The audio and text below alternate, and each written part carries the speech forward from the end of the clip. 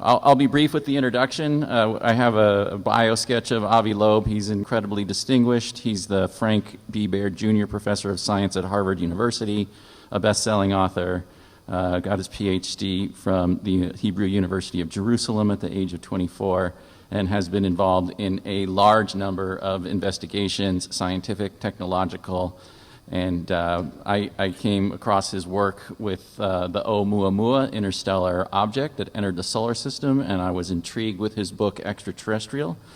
And especially if you've read that book or familiar with it, he issued the Oumuamua challenge to the community, and I accepted.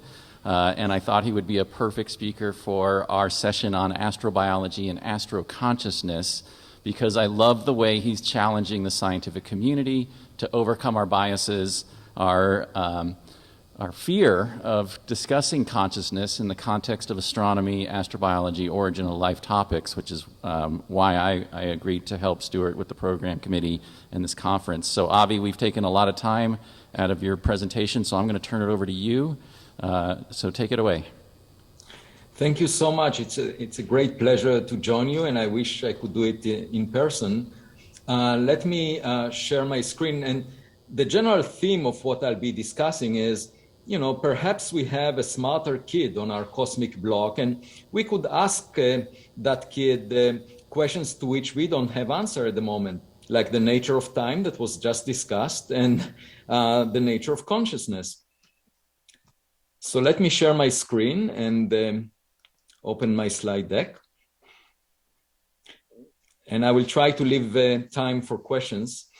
So what I'll focus on is some intriguing evidence that we might not be alone. And I described it in a book published a year ago that you see in the middle of this slide called Extraterrestrial. And if I had to summarize it in one sentence, I would say, when you're not ready to find exceptional things, you will never discover them.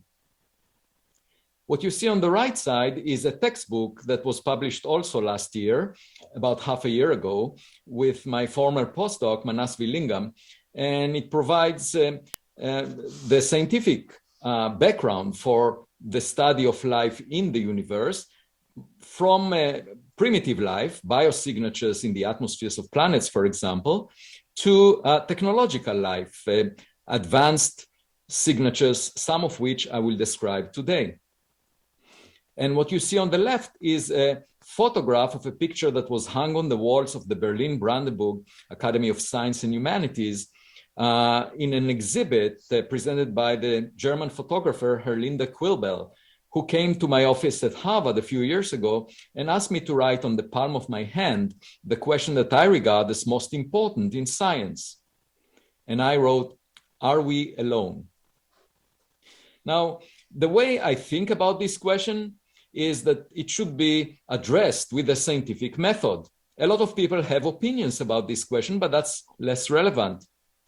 We should use the scientific method. Now, what do I mean by that? Let me illustrate it with a fundamental question that we are addressing with the scientific method for half a century now, or actually almost a century. What is most of the matter in the universe? We call it dark matter, for lack of a better word, because it doesn't interact with light. We don't know what it is. And the prevailing paradigm is that it's made of particles that were very cold. They had a very low velocity dispersion when the first galaxies started to form. Now, when we do numerical simulations of this paradigm, we find that in the centers of all galaxies, the density of dark matter should diverge. We call it a density cusp. And then when we examine the real universe, we find that dwarf galaxies seem to have a core at their center. The density of dark matter does not diverge as the numerical simulations forecast. And moreover, the abundance of those dwarf galaxies is not the same as expected. There are fewer of them.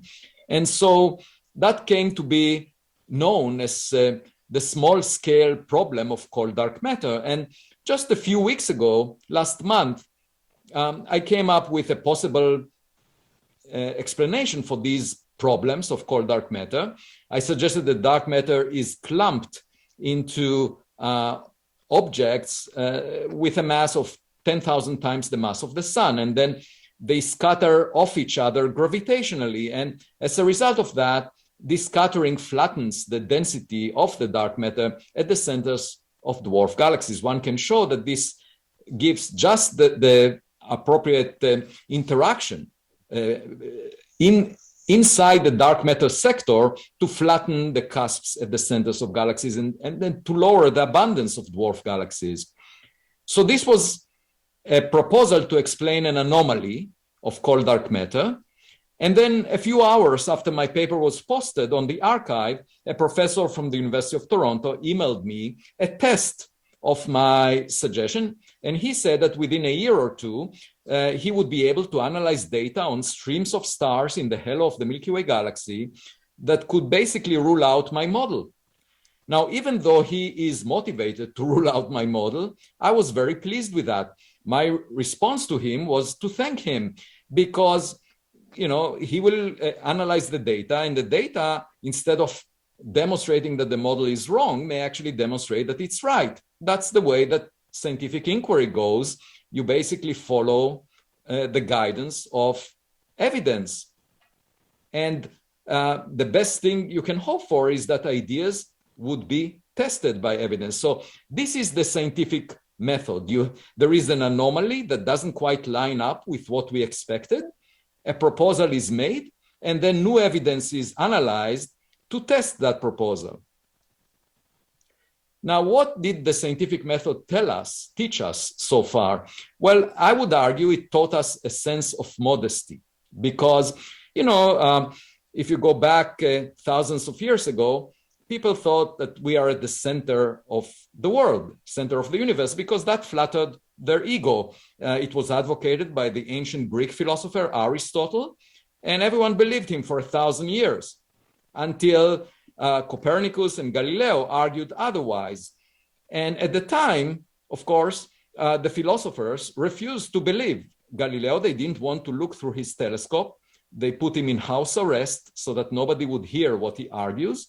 Today, they would have canceled him on social media.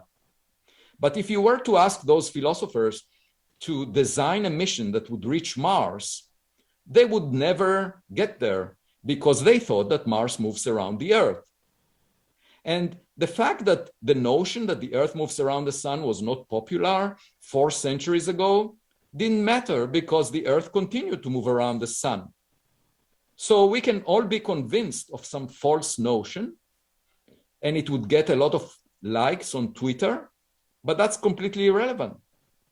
What we need to seek is evidence that will guide us and approach it with modesty, because reality is not out there to flatter our ego. It's whatever it is. And humans have this tendency of being attracted to virtual reality that flatter our ego. We even put makeup very often just to make our appearance look better. I would like to see the pimples on the face of reality, even if it's not flattering. By now, we know that not only that we are not at the center of the world, but about half of the sun-like stars host an Earth-sized planet roughly at the same separation. So even our backyard is not privileged or unique. There are more habitable Earth-like planets in the observable volume of the universe than there are grains of sand on all beaches on Earth. So the message we keep getting from the universe is we should be modest. We are not privileged. We are not special. We are probably, somewhere in the middle, and we should assume that as a starting point rather than assume that we are really unique and privileged. And very often in human history, you see an emperor or a king, and nowadays it's Putin trying to conquer Ukraine, that were very proud of themselves after conquering a piece of land on Earth. But that's not more impressive than an ant trying to hug a single grain of sand on the landscape of a huge beach. But I can understand where it's coming from, because when my daughters that you can see in this picture were young, they stayed at home and they compared themselves to the family members, and that allowed them to think that they are the smartest in the world. But that perception changed when they went to the kindergarten and they realized that there is a smarter kid on the block. And so my conclusion is that our civilization will mature by finding others.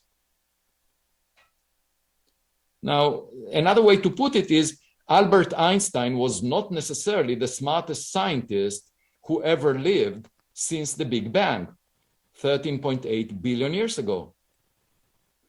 This is a sketch that was made on the day that Einstein died, showing the Earth with a plaque on it.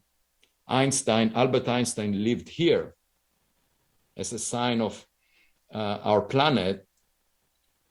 But there was possibly other scientists on a habitable planet around another star who predated Einstein by 1 billion years and accomplished more. And the civilization that benefited from the wisdom of that scientist had enough time to launch probes, which within 1 billion years, by now, fill the entire Milky Way galaxy, possibly even the solar system. And I say that because we know that most stars formed billions of years before the sun. And we are currently using artificial intelligence systems to drive cars. In the future, we might launch them to space. I call these AI astronauts. They will be autonomous. And when you go in between stars, that kind of a journey takes a lot of time. With chemical rockets, it takes 50,000 years to reach the nearest star. And humans will have a difficulty surviving that journey, even over many generations. So it makes much more sense to send equipment. And moreover, to send autonomous equipment that can make decisions in real time without waiting for guidance from the sender, because it takes 4 years for light to travel to the nearest star. So you want a system that is autonomous, guided by AI. And the question is, are there any AI astronauts near us in the solar system right now? Because they had plenty of time to fill up the entire Milky Way galaxy. And this is not a philosophical question. We can find the answer to this question by looking through our telescopes. So we should not repeat the mistake that philosophers made 4 centuries ago when they refused to look through the telescopes and told Galileo that they know the answer in advance. So what do we see when we look through our telescopes? It turns out that only over the past decade, we were able to see an object as big as a football field, about 100 meters in size, from the reflection of sunlight when it passes within the orbit of the Earth around the sun.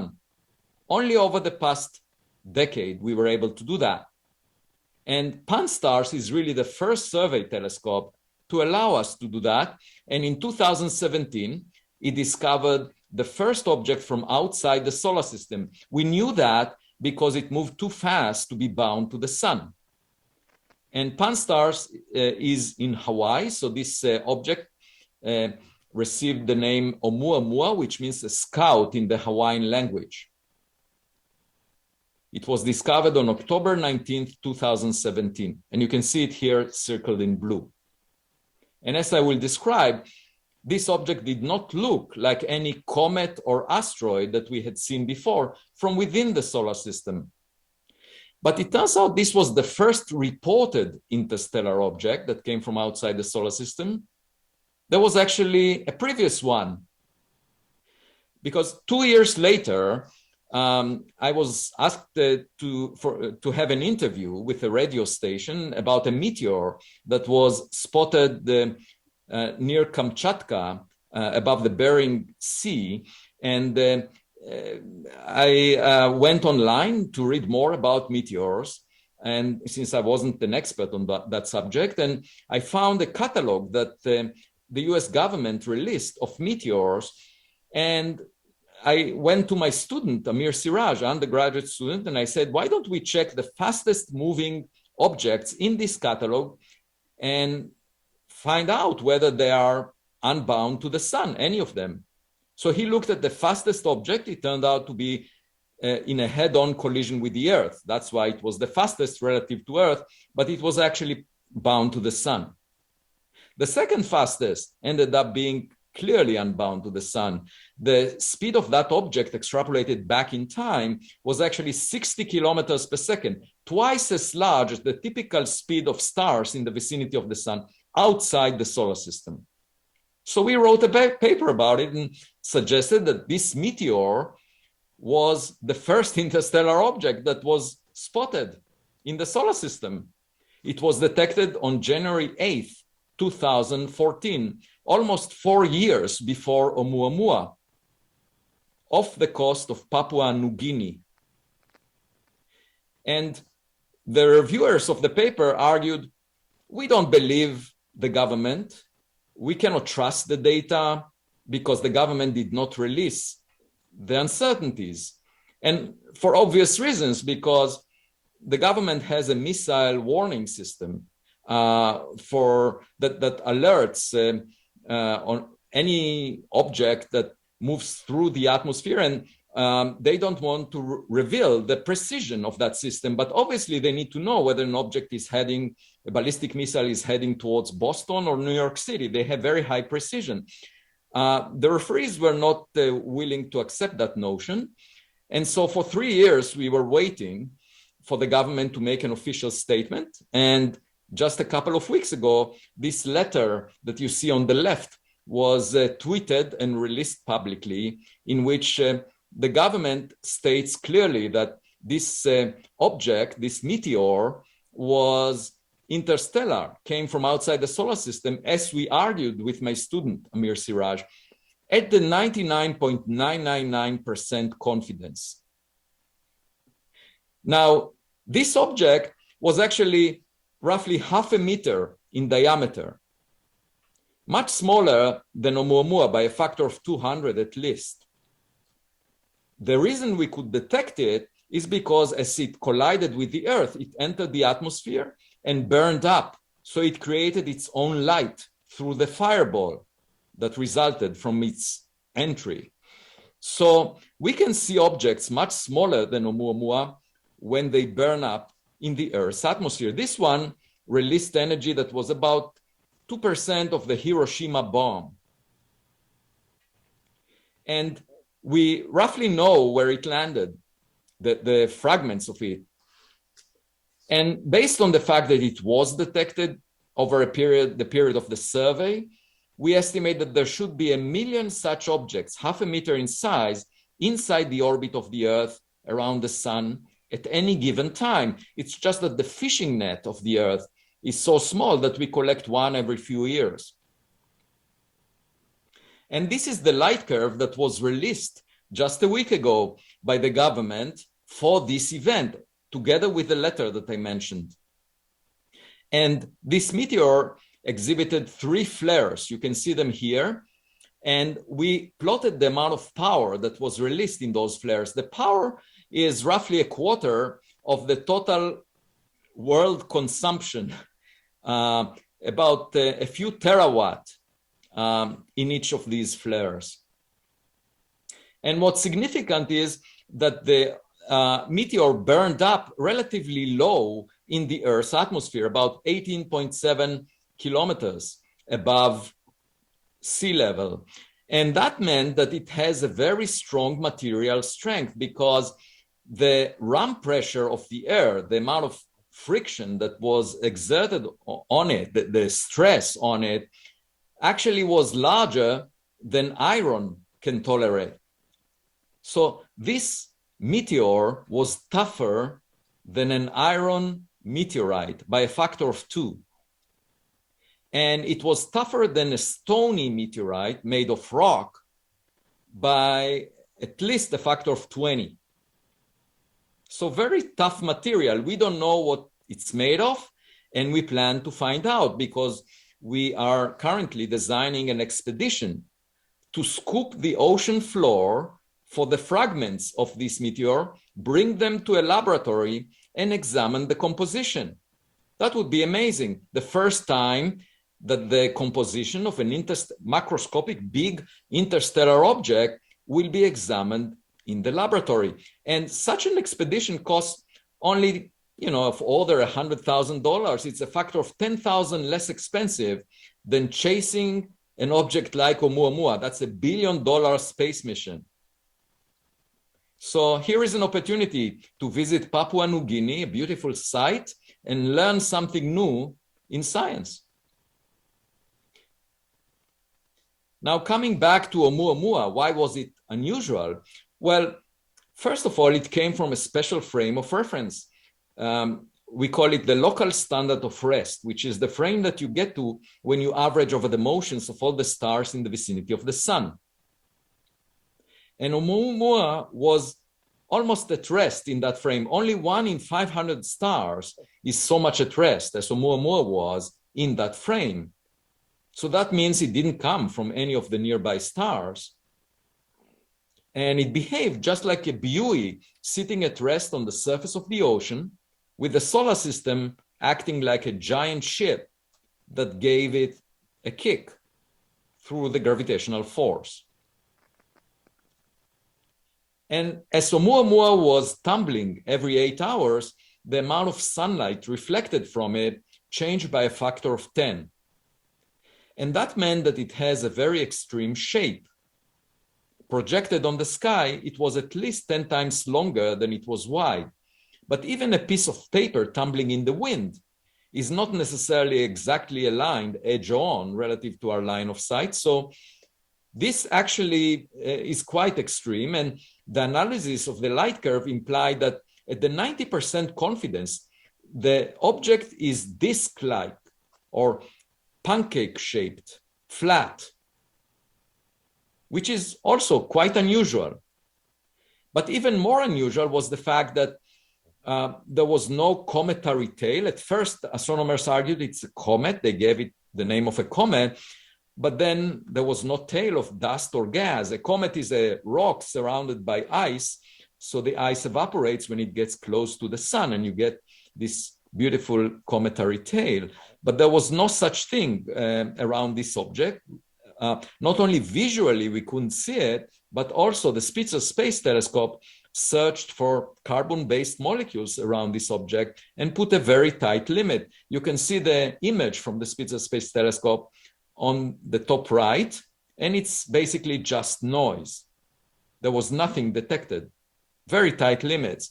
So this object was definitely not a comet of the type that we had seen in the solar system before. But what was unusual about it is that it exhibited an excess push away from the sun with a force that declined smoothly, inversely with distance squared. This was a non-gravitational acceleration beyond the force of gravity from the sun that was acting on it. And given that there was no rocket effect from evaporation, the only explanation I could think of was that the reflection of sunlight is pushing it. And that's why the force declines inversely with distance squared. But for that to be the case, the object had to be thin. And nature doesn't make flat, thin objects. So I suggested maybe it's artificial in origin. And all of that was driven by the anomalies of Oumuamua. And I should say, of course, mainstream astronomers preferred not to discuss the possibility that it's artificial and pushed back and said, well, it must be natural, but it's an object of a type that we've never seen before. All of the proposals to explain the properties of this object involved something that we've never seen before. For example, a cloud of dust particles that is very porous, 100 times less dense than air, so that by reflecting sunlight, it's being pushed because it's lightweight. But the problem with that idea is such a cloud, 100 times less dense than air, would not maintain its integrity when it gets close to the sun and gets heated by hundreds of degrees. So then another suggestion was made that maybe it's a chunk of frozen hydrogen. So when the hydrogen evaporates, we can't see it. So it's actually a comet with a composition that we've never seen before, that is pure hydrogen. We don't know if nature makes such comets. They cannot be made in planetary systems like the solar system. The likely origin of such chunks of frozen hydrogen would be molecular clouds. And such chunks, the size of a football field, should be very abundant if the first one appears to be made of hydrogen. The problem with this idea is that hydrogen evaporates very quickly by absorbing starlight. So it wouldn't survive the journey through interstellar space. We showed that in a paper with my colleague Tim Huang. So then another suggestion was made. Perhaps it's a nitrogen iceberg chipped off the surface of a planet like Pluto. And the difficulty with this explanation is that there is not enough solid nitrogen. The mass budget is not sufficient. If you take all the solid nitrogen in the Milky Way galaxy, first of all, you need to chip most of it. And second, even if you do that, you don't have a large enough population of chips to account for one of them to be seen within the survey volume and the survey time. The fundamental question is whether Oumuamua was natural or artificial in origin. And the way I think about it is if you go to the beach, most of the time you see seashells and rocks that were naturally produced. But every now and then you see a plastic bottle. And that implies that there is a civilization out there. And perhaps that was Oumuamua. Now, in September 2020, there was another object discovered by the same telescope in Hawaii, Pan-STARRS. It was given the astronomical name 2020 SO, and it shared the qualities of Oumuamua in the sense that it was pushed away from the sun by reflecting sunlight, no cometary tail. But a few weeks later, the astronomers who discovered it realized that if you extrapolate the trajectory back in time, this object actually came from Earth. It was launched in 1966 by NASA. It's just the empty shell of a rocket booster.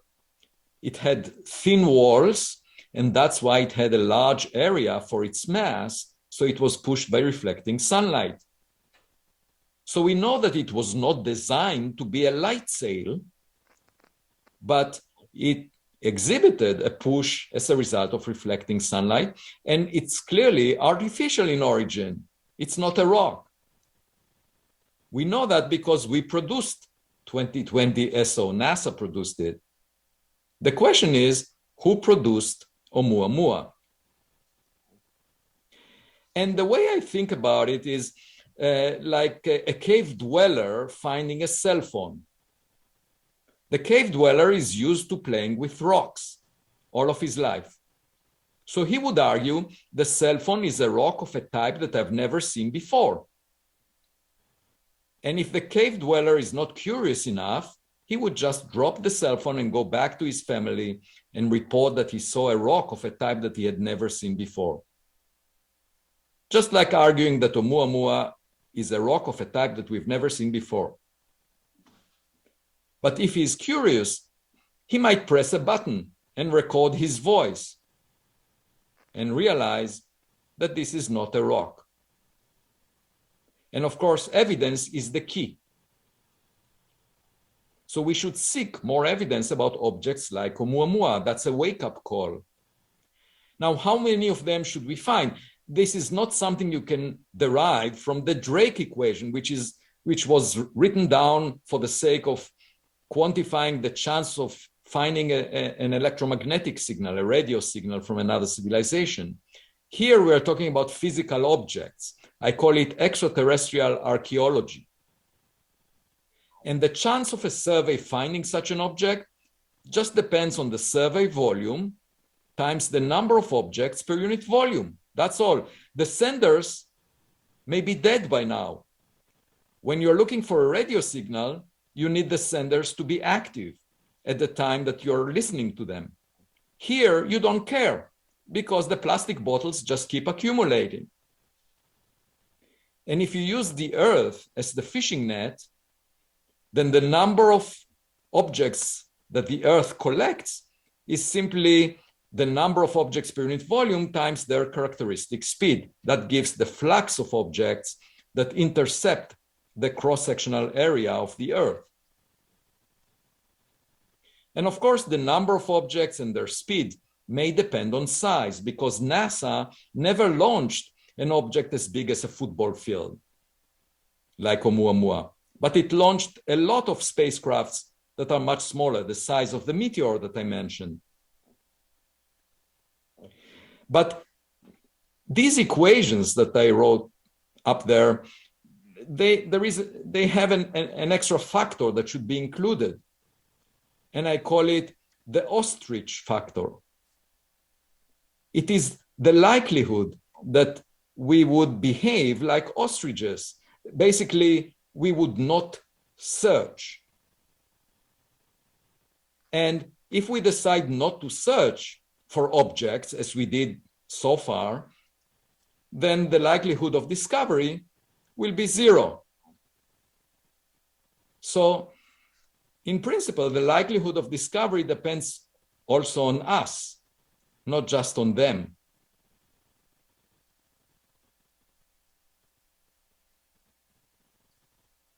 Now, we sent a robot to the surface of Mars. It's called the Perseverance Rover. It's not an AI astronaut. It receives instructions from engineers in Pasadena. And it's looking for potential signatures of life on early Mars. Obviously, it's no threat to our intelligence. We would still feel superior relative to microbes. But just imagine this rover bumping into the wreckage of an advanced spaceship that represents technologies that we don't possess. That would be a blow to our ego, and a lot of people will be upset if we find it. But my point is, a picture is worth 1,000 words. In my case, a picture is worth 66,000 words, the number of words in my book. If we had a high-resolution image of Oumuamua and it looked like a nitrogen iceberg, I would not need to write my book. And we can get such an image. What you see on the right side is an image taken by OSIRIS-REx, a mission that landed on the asteroid Bennu. And it will bring a sample from this landing to Earth next year. And you can tell from this image that Bennu is clearly a rock. But just imagine landing on a piece of equipment. It would allow us to see the bolts and screws on that piece of equipment. It would allow us potentially to press some buttons. And we could read off the label made on exoplanet Y. So it's not a matter of popularity, how many likes the idea gets on Twitter. As far as I'm concerned, once I have such an image, I don't need to convince anyone. And to get such an image, we need to design a space mission that will date the next Oumuamua. And that's part of the mission of the Galileo Project that I established last year. And I will talk more about it in a few minutes. So the goal is to date the next Oumuamua. And of course, we will get alerts about objects that enter the orbit of the Earth around the Sun from the Legacy Survey of Space and Time, LSST, on the Vera Rubin Observatory that will start operations in late 2023 or beginning of 2024. It could identify interstellar objects that do not resemble known asteroids and comets, just like Oumuamua, every few months, because it will be a much bigger telescope than the Pan-STARRS. And it will obtain a video of the sky with a 3.2 billion pixel camera. We've never had such abilities before. So I very much look forward to this telescope providing data. And the way I think of it is like a dating app. Most of the time we will swipe to the left, except for the one date that would be worth $1 billion, because a space mission to come close within 1,000 kilometers of an object like Oumuamua so that we can take a high resolution image of it would cost about $1 billion. So it's a very expensive date, and we should be very careful at selecting the target. And we are currently in the process within the Galileo Project of designing this very expensive space mission.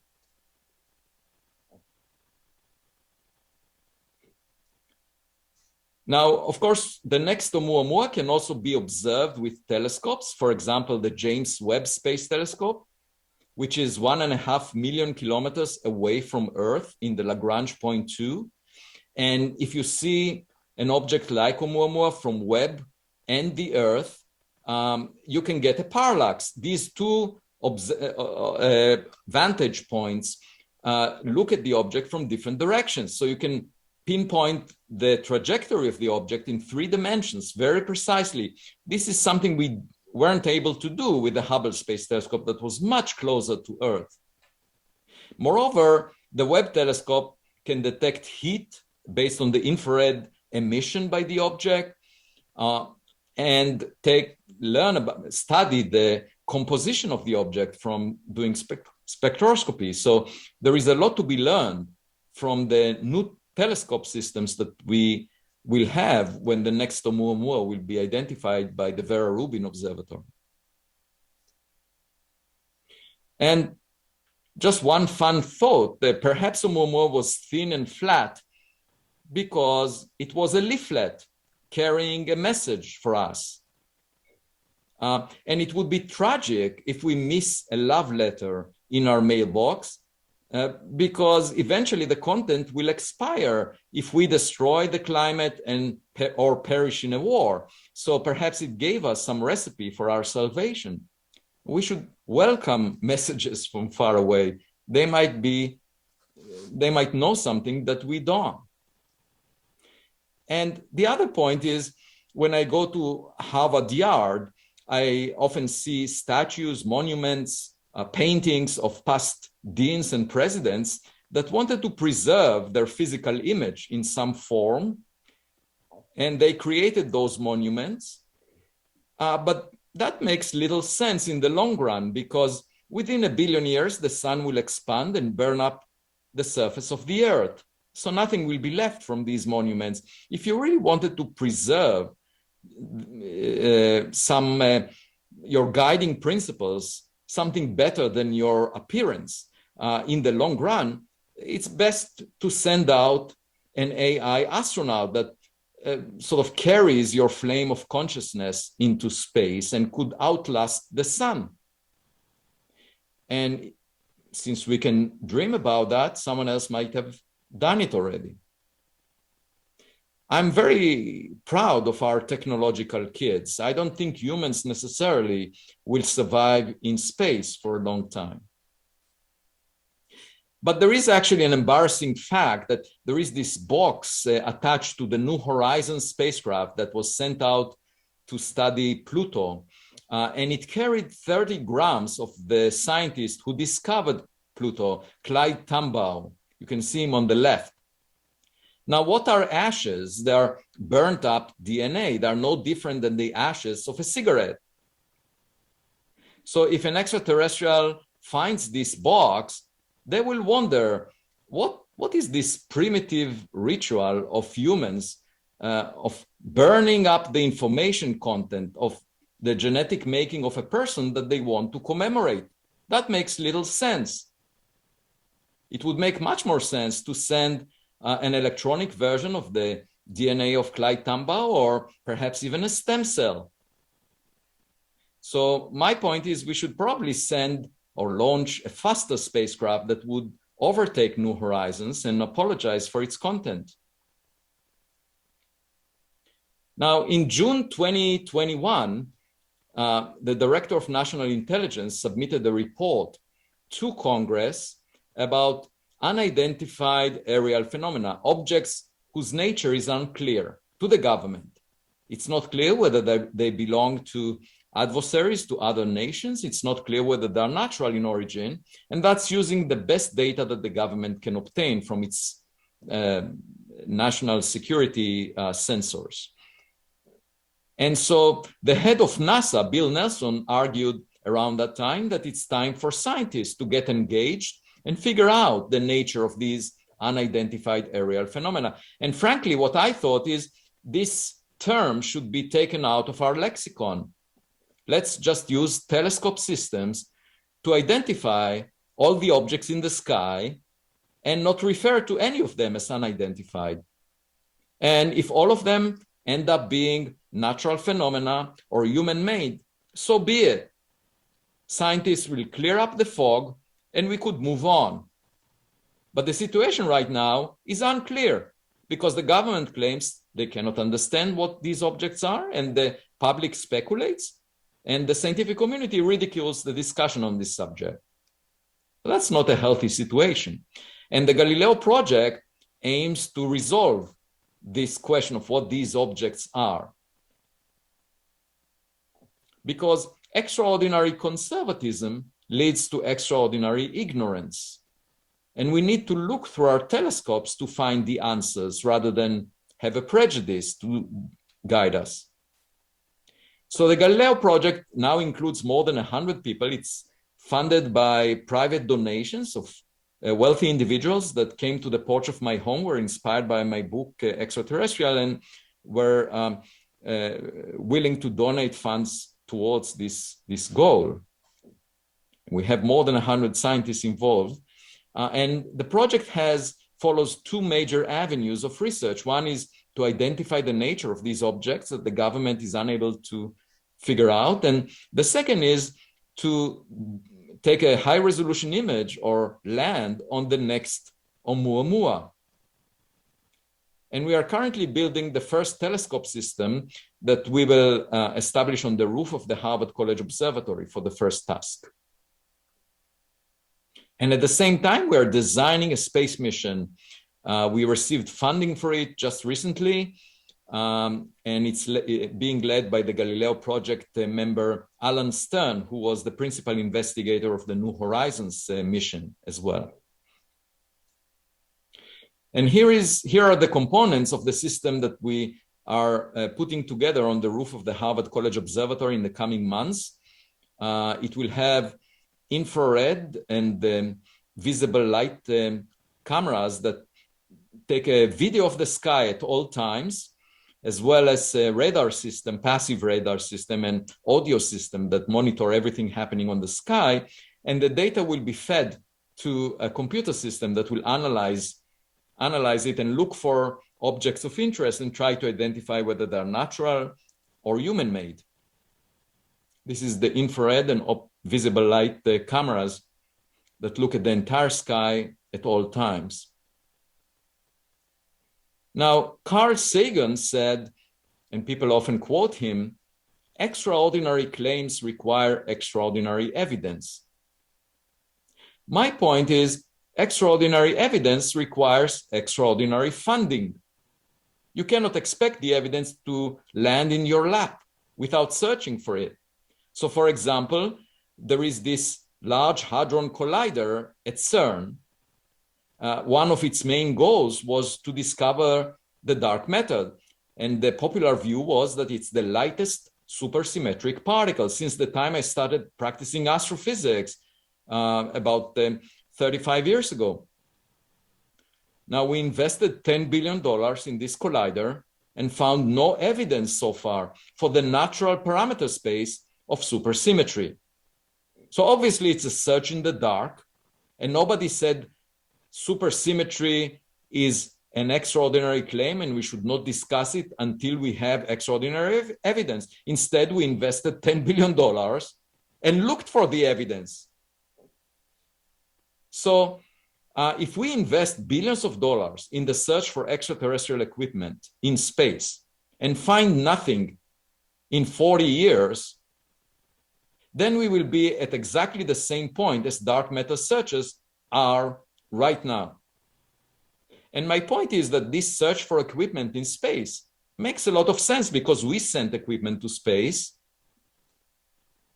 and we can look for it from other civilizations. The public cares a lot about it. Of course, we can look for other technological signatures, and I've written about them. For example, pollution of planetary atmospheres by industries over there, industrial pollution. One can look for artificial lights, city lights, on the night side of planets. But one should keep in mind there is always a tension between the ability of a technological civilization to destroy itself and its ability to venture into space. And this tension sets whether the verdict of whether we can find evidence for a civilization that is dead by now. Because if a civilization does not send equipment to space and then it perishes on the planet that it was born on, future astronomers will not find any evidence for it a billion years later. If we have all the computer equipment, the monitors that we have right now on the surface of Earth, they will be mixed with the Earth's interior within a billion years from now. So nothing will be left of our civilization if we were to perish, except for those spacecraft that are leaving the solar system. And Enrico Fermi, 70 years ago, asked, where is everybody? And of course, the answer is most of them are probably dead by now, just because there is a short lifetime for technological civilizations. And that's why we don't have an opportunity for a phone conversation with them. But we can search for extraterrestrial equipment in space. And we just started. And it could appear in two flavors. One is space trash, like the New Horizon mission will be in a billion years from now. It will not be operational. It will be just space trash. And when it collides with a planet, it would look just like an asteroid colliding with a planet. It will burn up. But in principle, the extraterrestrials on that planet could examine the fragments from it and realize that it's not a rock. And then we could also imagine functional equipment, what I called AI astronauts. And we have no protocol for dealing with those in the second category, how to engage with a visitor that is functional. This is an urgent matter. It's not like getting a radio signal from a star that is thousands of light years away. There is no urgency there to respond. But here, if you have a visitor in your backyard, the question is, who represents Earth? Do we have an organization for that? No. And obviously, we will not be able to figure out what the intent is of that piece of equipment if there is a large technological gap between us and the sender. It would look like magic to us. And a sufficiently advanced scientific civilization would appear as a good approximation to what religious texts called God, because it may be able to create synthetic life in its laboratories or baby universes if it understands how to unify quantum mechanics and gravity. And these are qualities we assigned to God. But another point to keep in mind is, if life was seeded on Earth, then such an encounter could give us a meaning to our life, because we would be like orphans learning about their lost parents. And the fundamental point that I'm trying to make is we should look through our windows for our neighbors rather than sit at home and ask, where is everybody? And my hope is that by finding relics of a smarter kid on our block, we would be inspired. Because if you look at human history, very often what you find is that a group of people tries to feel superior relative to other people and creates a catastrophe. The best example is the Nazi regime during Second World War. that triggered the death of 75 million people. And that was 3% of the world population, 5 times more than COVID-19 killed so far. And just think about it, a group of people feeling superior, that's all it takes to bring us to a catastrophe.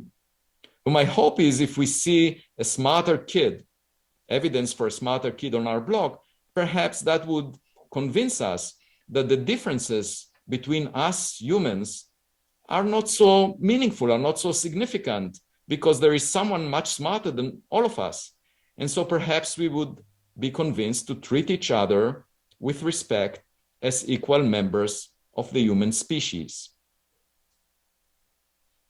And the fundamental point that, the fundamental message that we get from the universe is that the cosmic play is not about us, because we just came at the end and the universe existed for 13.8 billion years.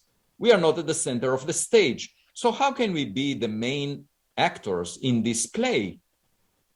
Recorded human history is only 10,000 years old. That's 1/1,000,000th of the cosmic history, and many civilizations could have appeared and disappeared before we developed our modern telescopes to observe them. So my advice is to search for other actors, and they might provide us with answers to questions that we cannot resolve at the moment, like what happened before the Big Bang, what is the dark matter, what is consciousness, and what is time. Thank you. I'll be glad to answer any questions. Thank you, Avi. We'll open the floor to some questions, but I want to start with a comment and a request to you. I started graduate school in 1993, before the first extrasolar planet was recognized by the community. And I remember papers putting the odds of planets in habitable zones. 1 in 10,000 stars are likely to have them. And also the search for extraterrestrial life was also really taboo at the time until the McKay et al. Group had the courage to publish the Allen Hills 8401 paper, and you had an image from there of possible life in the Martian meteorite. One of the passages from your extraterrestrial book that I'd like you maybe to repeat here to the audience was the message to early career researchers about taking risks. You know, you made a point, yeah, you're the chairman of the Harvard Astronomy Department. You can go out and take these big risks, make these bold statements. But I think it's important for early career people to hear from you, from me, from people like us that have reached the point in our career where we're comfortable that it's okay to push these big ideas. So maybe you could just recap that section of your extraterrestrial book. Yeah, that's the most important message that I would like to convey, because I'm really worried that innovation is suppressed, because innovation in academia is often promoted by young people that don't carry a baggage of prejudice, are not worried about maintaining an image of themselves so that they can get more honors and awards. You see, and they are our future. And unfortunately, what happens in academia very often is that the senior members are creating echo chambers just to amplify their voice, so that and they avoid taking risks. The whole purpose of the tenure system was to allow people to take risks without risking their job, okay, and to speak freely. And how many senior people who are tenured really take advantage of that? Very few. And this is quite unfortunate, because I see much more innovation in the commercial sector, and the commercial sector is for profit. Academia is non-profit, and you would expect them to be much more careful, the commercial sector, because they have to watch their budget. And nevertheless, they have these communities of free thinkers that think about blue sky ideas. The point is that very often these ideas are wrong, but if one of them wins the day, that could earn a lot of money, make a lot of profit, and in academia, that should be greatly appreciated, because if you look back on the history of science, many of the ideas that we now cherish were ridiculed at the time. Just think about quantum mechanics as an example. Nobody expected it, okay, a century ago. It was completely unexpected because Lord Kelvin argued that, you know, the black body radiation is just a dark cloud in the sky of physics. And physics is basically classical physics. And then quantum mechanics was discovered a century ago, and it was forced upon us by experiments. Albert Einstein had difficulties making sense of it, and he was wrong. He argued, you know, that there is no spooky action at a distance, but we know there is. And now we build all of our gadgets based on our knowledge of quantum mechanics. A century later, all the gadgets that the two of us are communicating through are based on knowledge about quantum mechanics. So that's remarkable. And what is the lesson we learn from that? That we should base our knowledge on evidence, on experiments, not on arrogance that we know the answer in advance. You know, when we had a colloquium at Harvard about Oumuamua, one of my colleagues who worked for decades on rocks in the solar system, when we left the room, he said to me, Oumuamua is so weird, I wish it never existed. Now, if you think about it, what does it mean? It means that as an expert, he would have preferred a situation where he could explain any new data that we get based on his knowledge, because then he could maintain his reputation and image. And now he has to take a risk in trying to explain some anomalies. But that's all the fun that there is to science. That nature has its way of educating us. We should be humble. We should accept if there are anomalies. It's actually very exciting. It's an opportunity to learn something new. That's what we should seek, rather than say, I wish they never existed. Okay? And to the young people, we should always reward them if they're willing to think out of the box rather than the other way around. And, you know, I got a lot of emails from young people who said, we really believe in what you say, but, you know, there was even a senior person, a director of a center for astrobiology, who told me, I completely agree with you, but I cannot speak like you because of the implications. And to me, that sounds really inappropriate, because we should allocate a fraction of the funding that we provide, you know, either federal funding or foundations, to risky propositions. That's the way discoveries are made. And unfortunately, currently, the climate, the intellectual climate, is very conservative, despite the fact that the history of astrophysics tells us otherwise. By the way, dark matter itself was not accepted. I heard a story about Jerry Ostraker from Princeton giving a lecture at Caltech in 1972 and talking about dark matter, some work he did with Jim Peebles. And the audience in the room, you know, basically said, what is this dark matter? It doesn't exist. That's ridiculous. And one of their faculty members, Fritz Zwicky, discovered dark matter in 1933 in clusters of galaxies. So, and Caltech was sort of the shrine of, the center of observational astronomy at the time. So how is that possible that a subject that we now, you know, you ask any kid, they would tell you dark matter, of course, it's part of the mainstream. We still don't know what it is since Zwicky discovered it. But the fact that it was ridiculed in the 70s tells you something about, and you gave the example of exoplanets. I lived through that.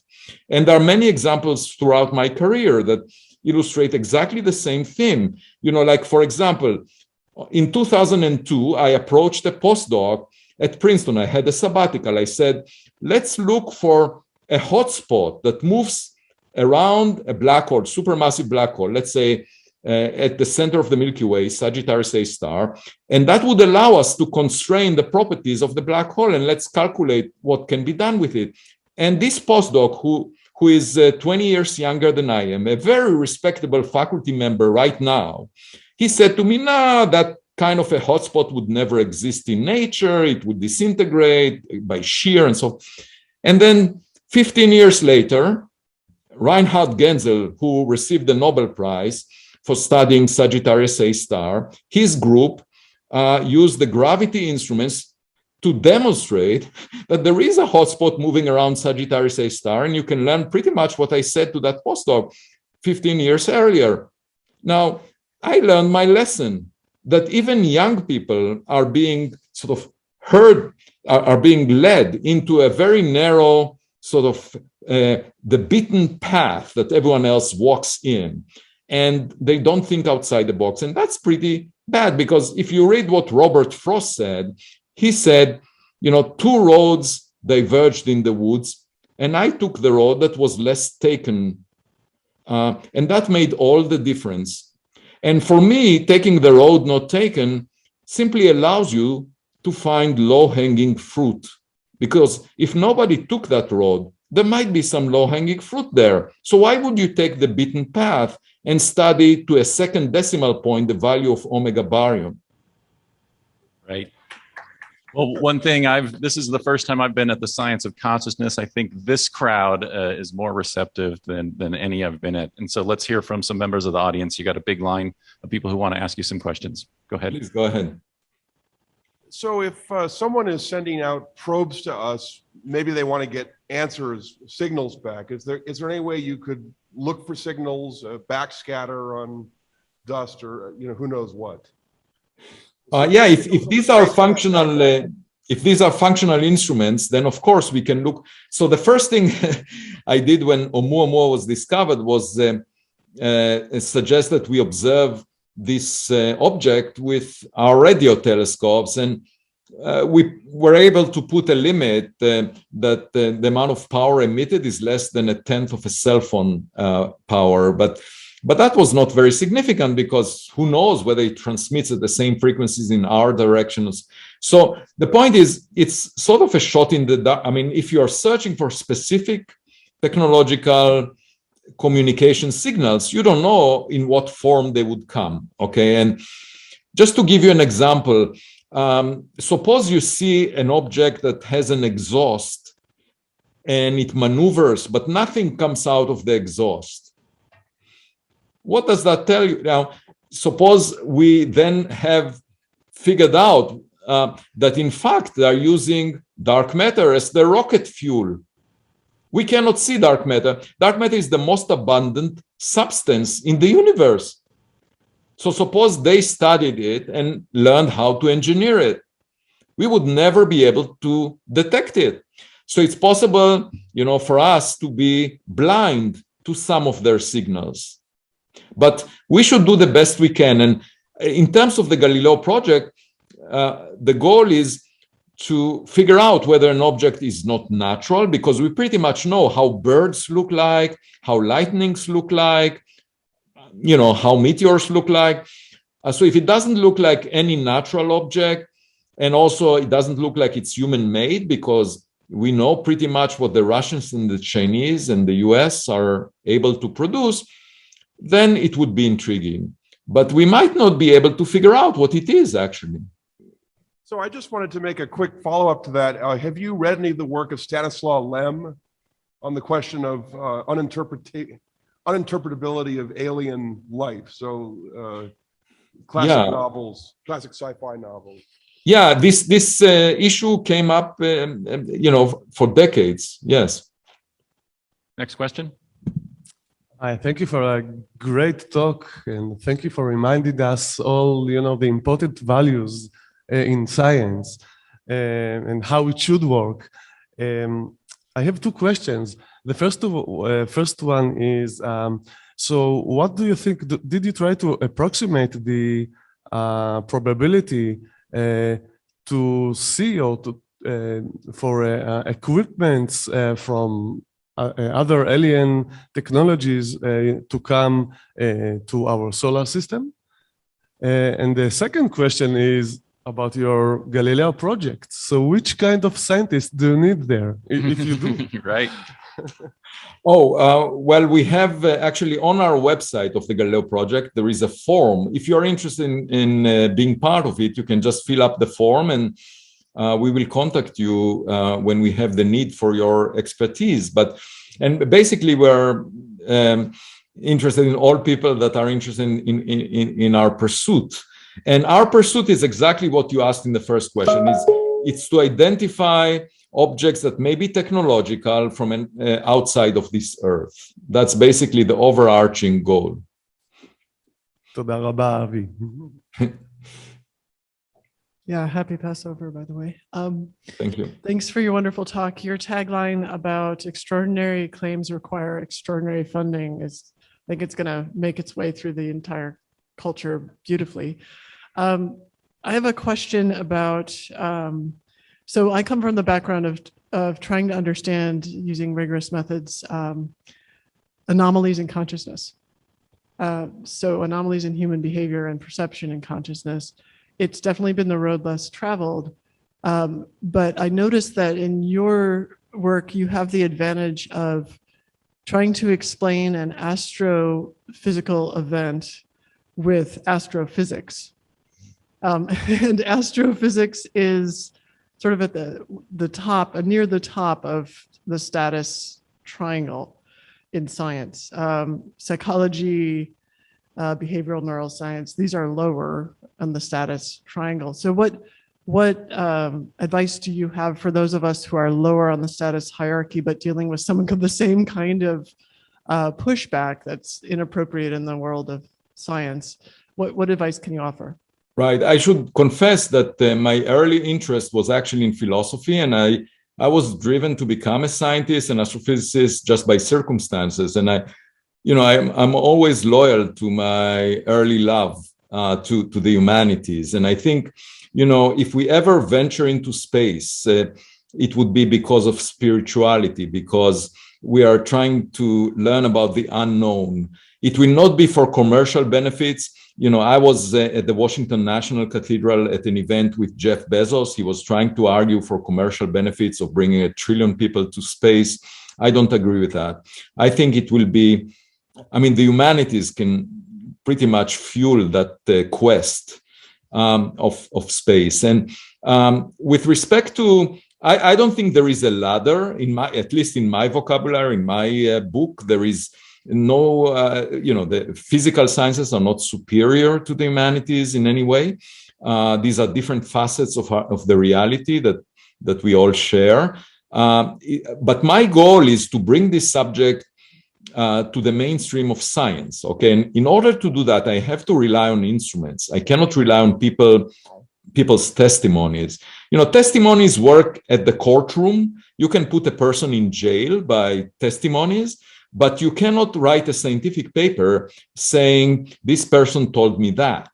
And in order for me to convince the scientific community, I need to use instruments that we fully understand and are fully in control of, and then report the measurements in a scientific paper that will be peer-reviewed.